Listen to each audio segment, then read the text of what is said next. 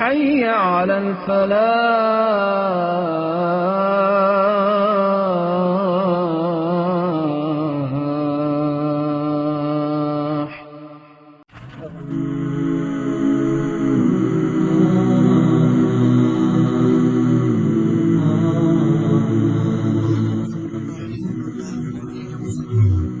ذرا سوچیں، ایسا کیوں ہوتا ہے کہ جب کوئی سچائی ہماری انا سے ٹکراتی ہے تو ہم اکثر اسے ماننے سے ہی انکار کر دیتے ہیں؟ آج کے اس جائزے میں ہم بالکل اسی موضوع پر بات کرنے والے ہیں۔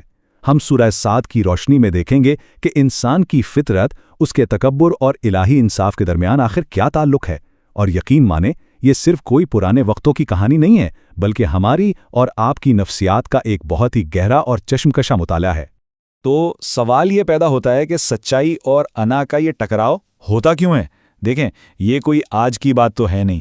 تاریخ اٹھا کر دیکھ لیں، جب بھی کوئی کڑوا سچ سامنے آتا ہے تو انسان کی سب سے بڑی رکاوٹ اس کی اپنی انا بن جاتی ہے۔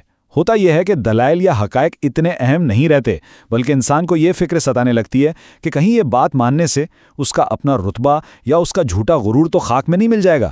سورہ صاد دراصل اسی عالمگیر خامی کو بے نقاب کرتی ہے کہ کیسے ہماری اپنی انا ایک پردہ بن کر ہمیں حقیقت دیکھنے سے روک دیتی ہے۔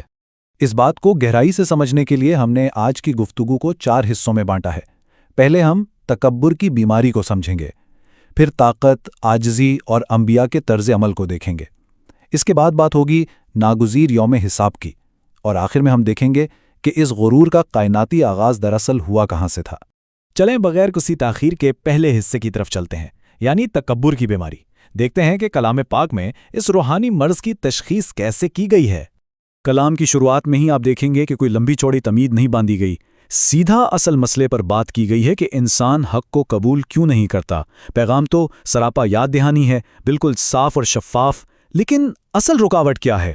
وہ ہے سننے والوں کا تکبر، ان کی ہٹ دھرمی اور بیجا ضد۔ یہ آیات بالکل واضح کر دیتی ہیں کہ لوگ سچائی کا انکار اس لیے نہیں کرتے کہ دلائل کمزور ہیں، بلکہ اس لیے کرتے ہیں کیونکہ ان کے دلوں میں غرور کی بیماری بیٹھی ہوئی ہے۔ اور پھر وہ کیا کہتے ہیں؟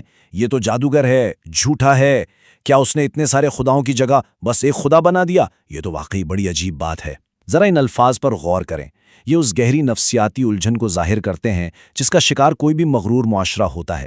ان کا اصل مسئلہ یہ نہیں تھا کہ انہیں پیغام سمجھ نہیں آ رہا تھا، اصل بات یہ تھی کہ وہ اپنے ہی جیسے ایک عام اور دنیاوی لحاظ سے کمزور انسان کو خدا کا نمائندہ کیسے مان لے، کیونکہ اگر وہ ایسا کرتے تو اس کا سیدھا سا مطلب تھا اپنی چودراہٹ، اپنے رتبے اور اپنی انا کی قربانی دینا، اور یہ بات ان کے لیے بالکل ناقابل قبول تھی۔ اگر ہم تاریخ کے اوراق پلٹیں تو ایسی طاقتور قوموں کی مثالیں بھری پڑی ہیں۔ قوم نوح، عاد، سمود، قوم لوط، یا پھر فرعون اور اس کے وہ عظیم الشان لشکر۔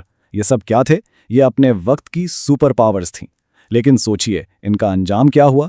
وہ بالکل اسی غرور کا شکار ہوئے اور انجام کار صفحے ہستی سے مٹا دیے گئے۔ تو یہ صرف پرانی کہانیاں نہیں ہیں جو ہم سن رہے ہیں، بلکہ یہ تکبر کی ایک طویل، متواتر اور انتہائی تباہ کن تاریخ ہے جو بار بار دہرائی جاتی ہے، خاص طور پر تب جب طاقت کا نشہ انسان کو اندھا کر دیتا ہے۔ اب ہم اپنے جائزے کے دوسرے حصے پر آتے ہیں۔ یہاں ہم دیکھیں گے کہ تاریخ میں اس روحانی بیماری کے علاج کے طور پر کیسے شاندار اور عملی نمونے پیش کیے گئے ہیں، خصوصاً طاقت اور عاجزی کے حوالے سے۔ یہاں ایک بہت ہی زبردست اور حیران کن تضاد سامنے آتا ہے۔ ذرا ایک طرف تو حضرت داؤد اور حضرت سلیمان کی اس بے پناہ دنیاوی طاقت، بے حساب دولت اور عظیم الشان بادشاہت کو دیکھیں، اور پھر دوسری طرف ان کی انتہائی گہری روحانی عاجزی اور انکساری پر غور کریں۔ یہ چیز اس عام غلط فہمی کو جڑ سے اکھاڑ پھینکتی ہے کہ اگر آپ کے پاس اقتدار اور طاقت ہے تو آپ کا سرکش ہونا لازمی ہے۔ بالکل نہیں۔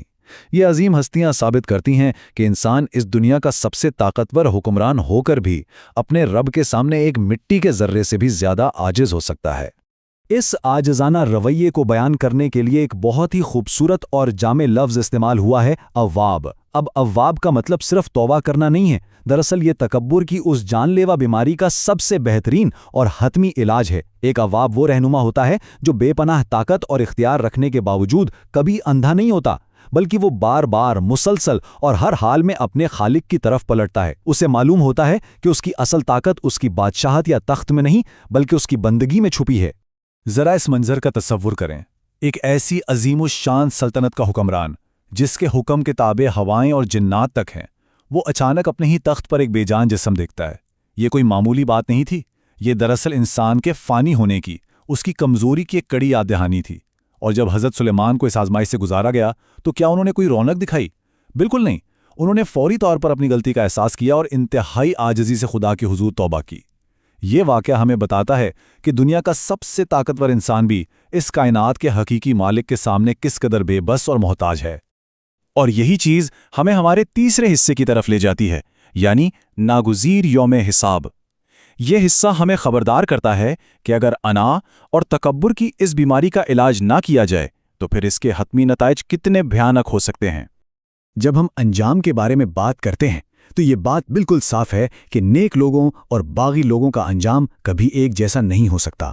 ایک طرف عدن کے وہ شاندار باغات ہیں، بہترین نعمتیں اور نہ ختم ہونے والا رزق، اور دوسری طرف جہنم کا وہ کھولتا ہوا پانی، پیپ اور ایک بدترین ٹھکانہ۔ خود سوچیں، یہ ماننا کتنا غیر منطقی اور مزہ خیز ہے کہ ایک دانا اور انصاف کرنے والا خالق ان ظالم اور مغرور لوگوں کو ان لوگوں کے برابر کھڑا کر دے گا جنہوں نے پوری زندگی عاجزی اور نیکی میں گزار دی۔ مکمل انصاف تو یہی ہے نا کہ ہر کسی کو وہی ملے جو اس نے خود اپنے لیے چنا ہو۔ اور یہاں آ کر منظر انتہائی تلخ ہو جاتا ہے۔ وہ الفاظ یاد ہیں؟ دراصل تم پر خدا کی لعنت ہو، ہمارے ساتھ جو کچھ ہوا اس کے ذمہ دار تم ہو۔ یہ وہ لوگ ہیں جو جہنم کی آگ میں جلتے ہوئے ایک دوسرے کو کوس رہے ہیں۔ دنیا میں تو یہ ایک ساتھ مل کر سچائی کا مذاق اڑاتے تھے، ایک دوسرے کے غرور کو پٹھے ڈالتے تھے، لیکن آج وہی دوست اور حلیف شدت تکلیف اور پچھتاوے میں ایک دوسرے کے بدترین دشمن بن چکے ہیں اور ایک دوسرے پر لعنتیں بھیج رہے ہیں۔ تکبر کا یہ وہ بھیانک انجام ہے جہاں ہر رشتہ اور ہر ہمدردی جل کر راکھ ہو جاتی ہے۔ اس ساری بات کا ایک بہت ہی گہرا فلسفیانہ پہلو بھی ہے۔ ذرا دیر کے لیے سوچیں، اگر واقعی کوئی یوم حساب نہ ہو، موت کے بعد کوئی زندگی نہ ہو، تو اس کا کیا مطلب نکلے گا؟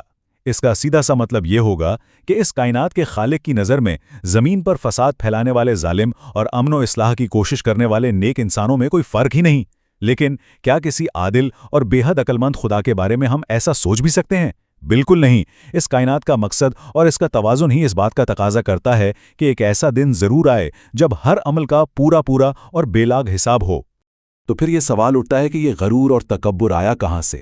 اور یہی ہمارے چوتھے اور آخری حصے کا موضوع ہے، جہاں ہم اس پوری انسانی بیماری کا کھوج لگاتے ہوئے بالکل ابتدا اور اس کے کائناتی آغاز تک جائیں گے۔ یہاں بات کائنات کے اس سب سے پہلے اور انتہائی ڈرامائی تصادم کی طرف مڑ جاتی ہے جو خدا اور ابلیس کے درمیان ہوا تھا۔ یہ دراصل وہ لمحہ تھا جب اس کائنات نے پہلی بار تکبر نے جنم لیا۔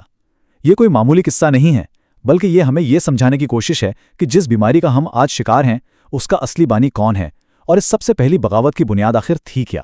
ذرا مٹی اور آگ کے اس تضاد کو دیکھیں، یہ غرور کی کھوکھلی حقیقت کو کس خوبصورتی سے بے نقاب کرتا ہے۔ شیطان کا استدلال کیا تھا؟ بس یہی نا کہ وہ مادی طور پر برتر ہے کیونکہ وہ آگ سے بنا ہے۔ یعنی اس نے اس عظیم حقیقت کو بالکل ہی نظر انداز کر دیا کہ حضرت آدم کی تخلیق براہ راست خود خالق کائنات کے ہاتھوں سے ہوئی تھی اور ان میں خدا نے اپنی روح پھونکی تھی۔ یہ چیز ثابت کرتی ہے کہ جب انا سر پر سوار ہوتی ہے نا تو وہ انسان کی عقل اور بصیرت دونوں چھین لیتی ہے۔ پھر وہ خدا کی شاندار حکمت کو ماننے کے بجائے بس اپنی سطحی اور مادی برتری کے خمار میں ڈوبا رہتا ہے۔ شیطان کے وہ الفاظ نہایت غور طلب ہیں۔ وہ کہتا ہے، میں اس سے بہتر ہوں، تو نے مجھے آگ سے پیدا کیا اور اس سے مٹی سے۔ اب ذرا ٹھہر کر سوچیں، میں اس سے بہتر ہوں، کیا یہ الفاظ آپ کو جانے پہچانے نہیں لگتے؟ یہ صرف شیطان کی آواز نہیں ہے، یہ تو دنیا میں سچائی کو جھٹلانے والے ان تمام انسانوں کے غرور کا بالکل ہو عکس ہے جن کا ہم نے ابھی ذکر کیا تھا۔ یہاں آ کر اس صورت کا پورا مرکزی خیال ایک دائرے کی طرح جڑ کر مکمل ہو جاتا ہے۔ انسانوں کا حق سے منہ موڑنا، خود کو برتر سمجھنا، یہ سب کچھ اصل میں اسی پہلے کائناتی تکبر اور شیطان کے اسی غرور کی ہی تو ایک نقل ہے۔ اس ساری گفتگو کو سمیٹتے ہوئے اب ہم دیکھتے ہیں کہ پیغمبر کا رویہ کیسا ہوتا ہے۔ وہ بالکل دیانتداری سے دو ٹوک الفاظ میں یہ اعلان کرتے ہیں کہ بھئی اس پیغام کو پہنچانے کے بدلے انہیں کوئی دنیاوی صلہ، مال و دولت یا رتبہ نہیں چاہیے۔ ان کا کام کسی پر زبردستی سچائی مسلط کرنا یا بناوٹ سے کام لینا ہے ہی نہیں۔ وہ تو محض ایک سچے اور ایماندار خبردار کرنے والے کے طور پر انسانیت تک یہ یاد دہانی پہنچا رہے ہیں۔ آگے فیصلہ کرنا اب مکمل طور پر سننے والوں کے اپنے ہاتھ میں ہے۔ آج کے اس جائزے کو ختم کرنے سے پہلے ایک بہت ہی فکر انگیز سوال ہے جو ہم سب کے لیے ایک کڑا امتحان ہے۔ ذرا سوچئے، جب زندگی میں کبھی کسی ایسی کڑوی اور ٹھوس سچائی کا سامنا ہو جو سیدھا ہماری انا پر چوٹ کر رہی ہو، تو اس وقت ہمارا رد عمل کیا ہوگا؟ کیا وہ ابلیس کی طرح آگ جیسا اندھا غرور ہوگا، یا پھر ان عظیم انبیاء کی طرح ایک سچے اور توبہ کرنے والے انسان کی عاجزی؟ سچ تو یہ ہے کہ یہی وہ انتخاب ہے جو ہمارے حتمی اور ابدی انجام کا فیصلہ کرے گا۔ اسی گہری سوچ کے ساتھ ہم آج کی یہ نشست یہی ختم کرتے ہیں۔ امام مالک رحمہ اللہ تعالی کا قول ہے، دنیا میں کوئی ایسا شخص نہیں ہے کہ جس سے اختلاف نہ ہو سکے سوائے آپ صلی اللہ علیہ وآلہ وسلم کے۔